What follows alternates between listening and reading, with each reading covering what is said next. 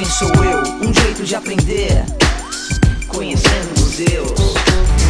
O Brasil viajar sem sair do lugar, Cafuso ou mameluco, saber quem sou eu, vou logo resolver, conhecendo museus. Capivara, Pequi, Opala, Sambaqui, entender de Minas, saber quem sou eu, como posso descobrir, conhecendo museus, conhecendo museus. Neste mundo vou entrar, o universo conhecer, conhecer a mim, saber quem sou eu, já sei como fazer, conhecendo museus, conhecendo museus, conhecendo museus.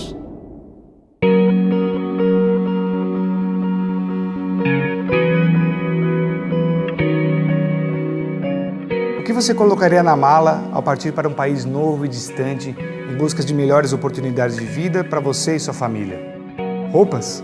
Objetos úteis? Remédios e alimentos para enfrentar a longa travessia? Pertences queridos? Lembranças de sua terra? Instrumentos de trabalho? Instrumentos musicais? Quantos detalhes reunidos para enfrentar o desconhecido? Mas acho que uma coisa todos os imigrantes dos mais diversos países que embarcaram para o Brasil traziam na sua bagagem: sonhos. Alguns desses sonhos e muitas histórias estão preservados aqui, nessa antiga hospedaria, onde hoje funciona o Memorial do Imigrante.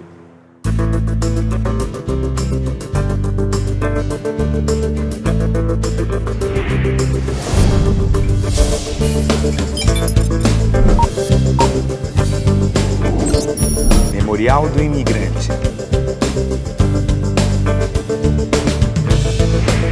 Tudo começou com a abertura dos portos brasileiros por Dom João VI.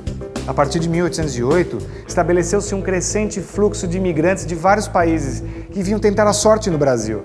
O auge foi durante o período cafeeiro, quando o fim da escravidão trouxe uma enorme necessidade de braços para trabalhar nas lavouras e núcleos coloniais. Mas o movimento imigratório se prolongou até a década de 1960.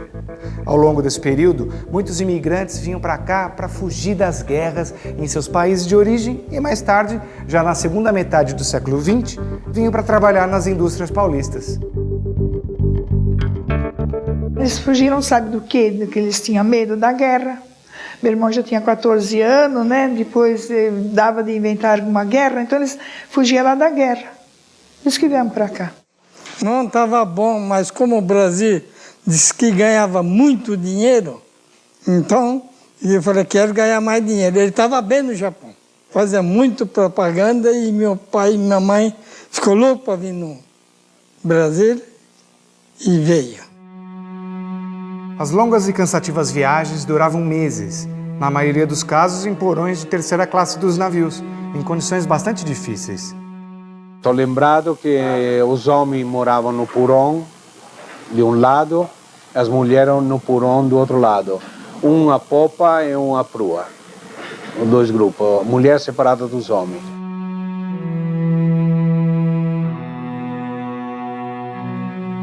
Essa cabine aqui busca reproduzir a sensação dos navegantes ao espiar pelas escotilhas, olhando o mar por dias e dias a fio. Imagine então a surpresa, os temores, as expectativas que essas pessoas sentiam ao desembarcarem no Porto de Santos e serem trazidas de trem para a cidade de São Paulo. Quando chegamos num porto não sei se eu falei o porto da África, quando vi pessoas de cor que eu nunca tinha visto, e aquilo marcou também, que eu vi, vamos dizer, os criolão lá trabalhando no navio, né? Então aquilo marcou. No final do século XIX, os imigrantes eram recebidos em pequenas hospedarias. A maior delas, no bairro do Bom Retiro, tinha 230 leitos, mas logo se mostrou também pequena e insalubre para tantos hóspedes. Então decidiu-se construir essa hospedaria aqui no Brás, maior e mais adequada para receber os imigrantes, e onde eles permaneciam cerca de 8 dias, até serem fechados seus contratos de trabalho. A construção ela demora do ano de 1886 até o ano de 1888. Porém, já existia uma hospedaria de imigrantes aqui em São Paulo, no bairro do Bom Retiro, que comportava até 500 pessoas. Tá? Nessa hospedaria, teve um surto de varíola, e aí o pessoal teve que transportar, tá, quem estava são, quem não estava doente, aqui para a hospedaria do Brás, tá, ainda em construção. Por isso o ano de 1887 é o ano da inauguração do prédio. A arquitetura é bastante eclética, uma mistura de diversos estilos e elementos decorativos. O que predomina é a arquitetura neoclássica, que combina os estilos clássicos romano e grego. Isso é visível em vários elementos: os arcos e arcadas romanas, as colunas, o frontão acima da fachada, as cornijas, que são essas molduras na parte superior do prédio, nas portas e janelas, e as paredes com essas saliências que lembram almofadas. Um detalhe que reforça o ecletismo da arquitetura é o uso do ferro fundido em alguns parapeitos e ornamentos, e também na estrutura da estação do ramal ferroviário da hospedaria. Ele foi construído originalmente para 3.000 pessoas, comportar 3.000 pessoas, porém não era incomum, né, casos de superlotação, chegando até mais ou menos 8.000 pessoas por vez. Depois de 2 meses de viagem, desembarcamos em Santos. Aí já estava tudo programado. Nós passamos de Santos, viemos para São Paulo, ficamos na hospedaria de imigrante, e de lá já os imigrantes tinham o destino. O Memorial do Imigrante ocupa apenas uma parte do complexo. Algumas salas do prédio central, a estação e o ramal ferroviários e os jardins. Aqui, além de uma brasileiríssima jabuticabeira, estão plantadas diversas espécies de plantas trazidas por estrangeiros. Para alguns historiadores e botânicos, essa enorme figueira teria sido plantada por uma família indiana que trouxe as sementes do seu país de origem.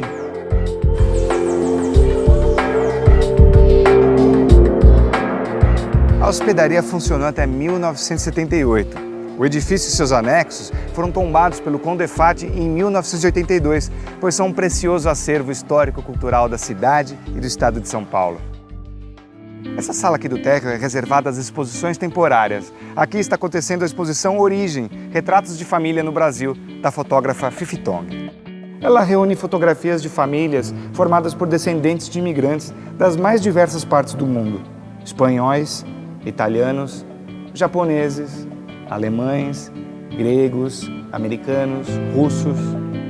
Aqui temos um panorama da incrível diversidade que hoje faz parte da identidade do povo brasileiro. Lá dentro estão fotos e objetos que contam um pouco do dia a dia dos imigrantes na hospedaria, como as cadeiras de dentista, onde eles recebiam assistência odontológica, o projetor, graças ao qual podiam assistir a filmes mudos de sua terra, e até os saquinhos de farnel que eles recebiam com alimentos para levar em viagens para o interior do estado. Uma das principais atrações do memorial é a pesquisa e emissão de certidões de desembarque dos imigrantes que vieram buscar uma vida melhor no Brasil. A entidade tem digitalizadas as informações contidas nos livros de desembarque dos navios e nos livros de registro da própria hospedaria. Nesses totens, é possível fazer consulta por sobrenomes ou datas e traçar os passos percorridos por nossos antepassados. Pesquisando o sobrenome da minha família, eu encontrei meu tataravô, Arcângelo Sforzini, que passou aqui pela hospedaria com a mulher e com 8 filhos em 1897. E aqui estou eu. O que eu acho muito interessante a gente destacar a especificidade do Memorial do Imigrante.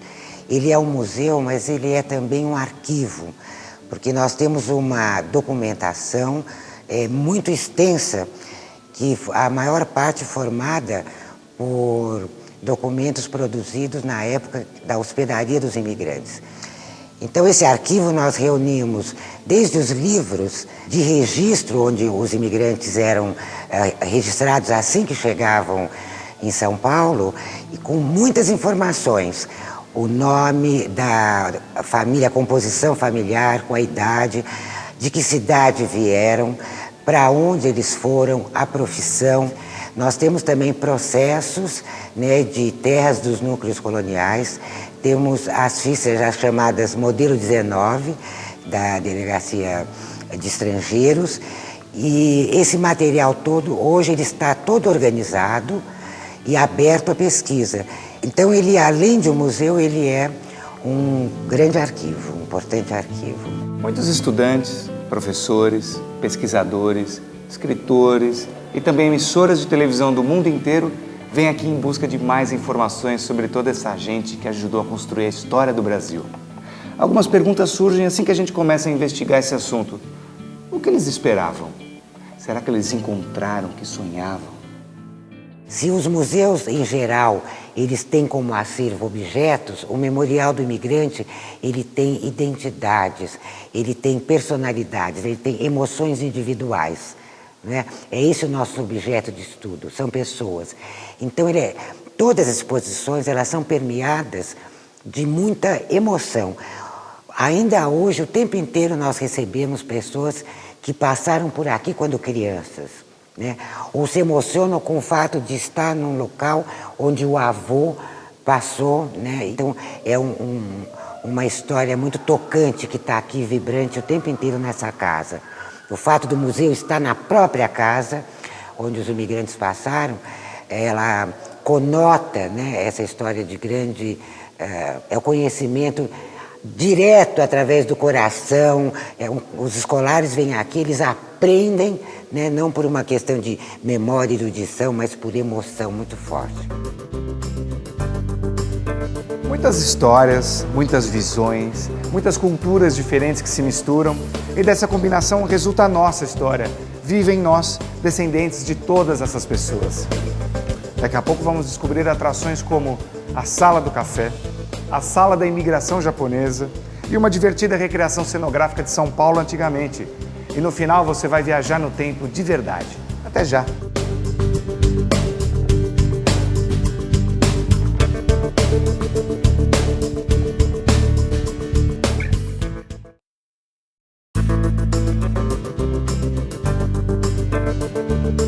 Aqui no Memorial do Imigrante temos uma sala especialmente dedicada ao café. Um produto que foi muito importante na história do Brasil, principalmente quando relacionado à imigração. Vamos falar um pouco da história que é contada nessa sala por meio de fotografias, equipamentos e objetos. O início do ciclo do café no país aconteceu no final do século XVIII, com o aumento da demanda e a valorização do produto no mercado externo. Terras férteis, fazendeiros experientes e a disponibilidade de mão de obra escrava foram os fatores que se somaram para fazer de São Paulo, ao longo do século XIX, o maior produtor de café do país. Mas o ciclo do café atingiu seu auge graças a dois outros fatores importantes: a expansão das ferrovias, para levar o produto das fazendas até o porto, e a chegada dos imigrantes estrangeiros.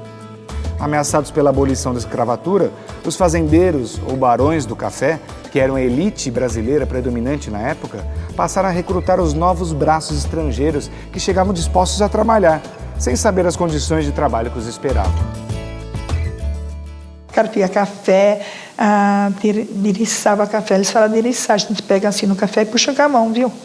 A mão da gente fica grossa que nem um não sei o quê. E banava café, rastelava café, carpia café. A gente ia carpindo para não criar mato, né?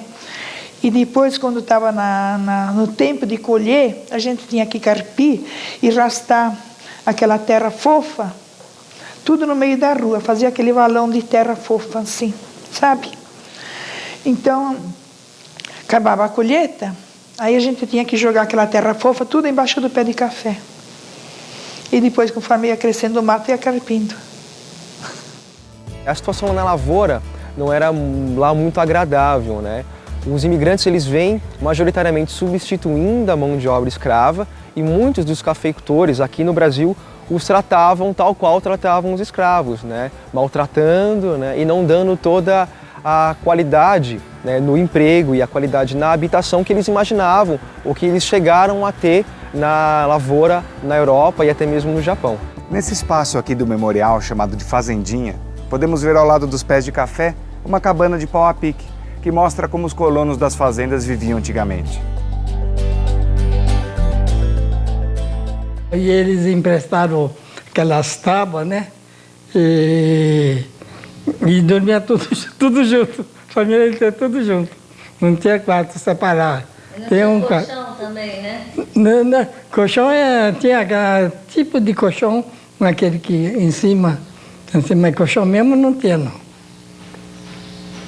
Tinha um pano em cima, né? Depois dormia. Com a grande quantidade de mão de obra estrangeira, novas fazendas, ainda mais produtivas, são abertas nas regiões do oeste e noroeste do estado de São Paulo. Porém, Toda essa produtividade e excesso de otimismo acabaram contribuindo para o próprio final do ciclo do café. As oscilações do mercado internacional, somadas ao excesso de produto, trouxeram crises sucessivas que culminaram com a quebra da Bolsa de Nova York em 1929. Grandes fortunas foram perdidas da noite para o dia e muitas empresas foram à falência. Mas o fim do ciclo do café trouxe novos movimentos. A industrialização ganha força no Brasil, na qual os imigrantes também tiveram papel decisivo, assim como no setor de serviços. Estrangeiros chegavam para trabalhar nas indústrias, oferecendo tanto mão de obra simples como especializada. E assim, continuaram a fazer parte e ajudar a construir o desenvolvimento do país.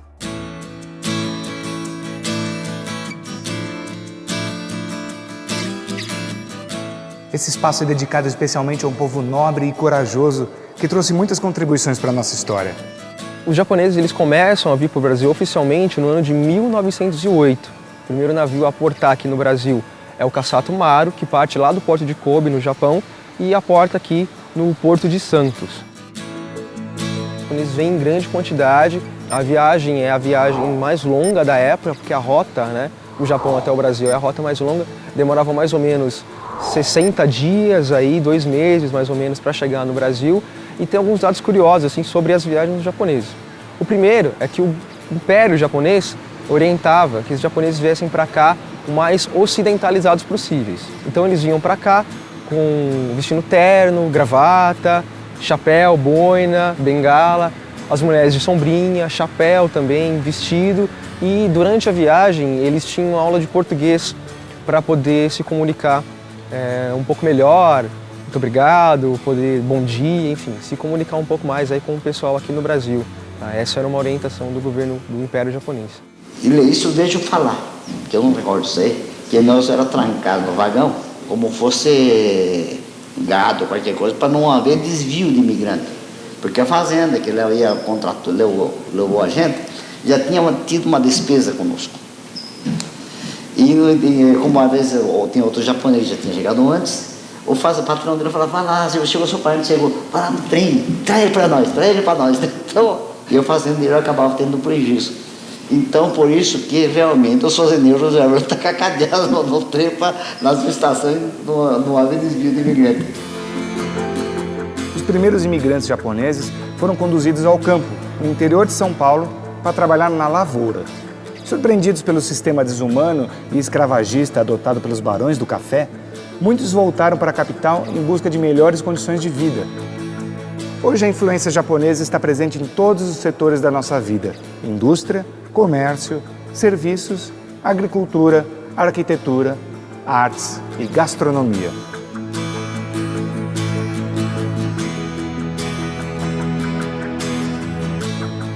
Com suas culturas, suas crenças, seus costumes, suas festas, suas línguas, sua música, suas comidas, os imigrantes criaram essa imensa diversidade brasileira. Diversidade que hoje faz parte da nossa identidade e do nosso dia a dia, com influências que às vezes a gente nem percebe ou se lembra que existem. Principalmente a comida. Ai, que fome!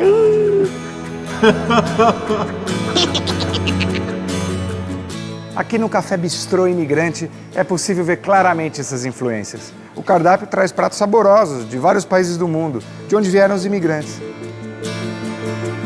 Isso me lembra algumas famílias brasileiras que celebram seus antepassados de diferentes origens, combinando, por exemplo, o quibe com o macarrão na mesma refeição.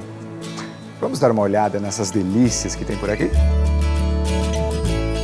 Aqui no Café Bistrô dos Imigrantes nós temos várias opções, cardápios típicos dos países, salgadinhos típicos dos países. Nós temos 16 tipos de salgados, por exemplo, o bureca de Israel, temos o trio de massa, que ele tem bastante opções. Nós temos uma sobremesa chamada torta holandesa, tem bastante saídas. Tem o apstrudel, varenex também, um prato típico de Israel. Olha, eu acabei me adaptando com os pratos daqui. Hoje tem um prato que eu gosto bastante, que nem no caso esse varenex, que é uma comida típica judaica. Então, assim, apesar de eu ser nordestino, estou comendo uma comida de Israel, mas ela é bem gostosa.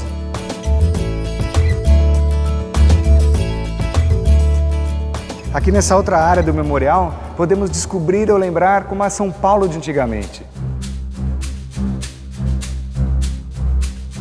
Observando esses painéis fotográficos, quase é possível ver o burburinho e a efervescência da Rua 15 de Novembro e da Rua Direita, no centro da cidade. Agora chegamos ao momento do programa para quem gosta de velocidade. Vagarosos e curiosos! Para começar, esse bonde do começo do século XX, que faz um passeio com os visitantes até a estação Bresser do metrô, para lembrar os velhos tempos. Imagina o contraste com os modernos trens do metrô de hoje em dia.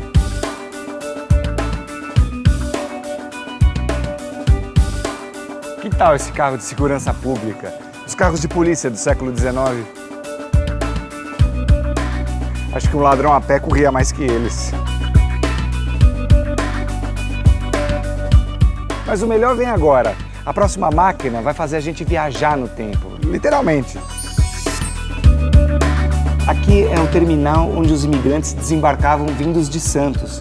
Já imaginou quantas histórias esse lugar tem para contar? Esse espaço, assim como o bondinho, é conservado pela ABPF, Associação Brasileira de Preservação Ferroviária, que reuniu vários objetos e vestígios dos tempos de ouro das ferrovias no Brasil.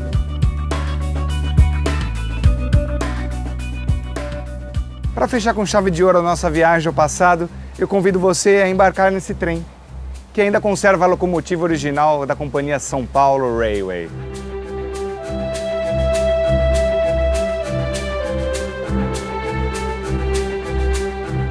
Vamos conhecer os compartimentos de segunda classe, com seus bancos de madeira, e os vagões de primeira, ou reservados, com poltronas e cadeiras confortáveis.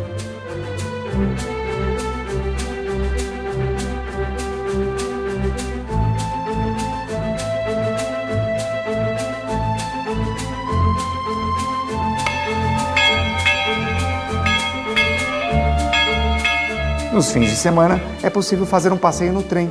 Ele faz o trajeto Moca-Brás-Moca.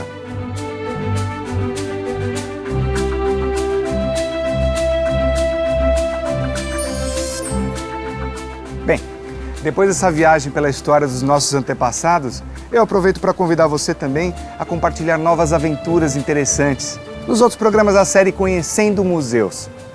Boa viagem para nós!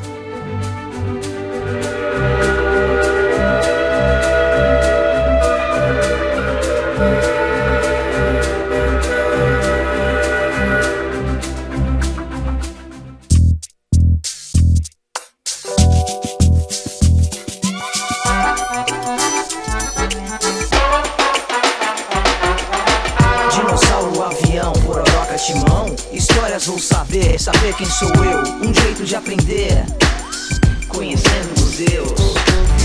O Brasil viajar sem sair do lugar. Cafuso ou mameluco, saber quem sou eu. Vou logo resolver, conhecendo museus. Capivara, Pequi, Opala, Sambaqui. Entender de Minas,